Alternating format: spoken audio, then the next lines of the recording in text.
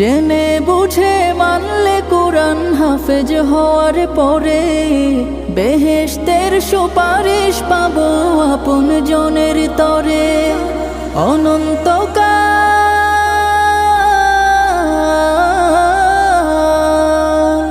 অনন্তকাল থাকবো সুখে জান্নাতের বাগান।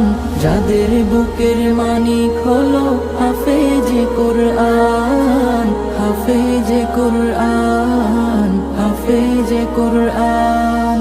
কিয়ামতের মাঠে যখন থাকবে সবাই ভীত, হাফেজদের মা বাবা তখন হবে সম্মানিত। কিয়ামতের মাঠে যখন থাকবে সবাই ভীত, হাফেজদের মা বাবা তখন হবে সম্মানিত। তাদের মাথা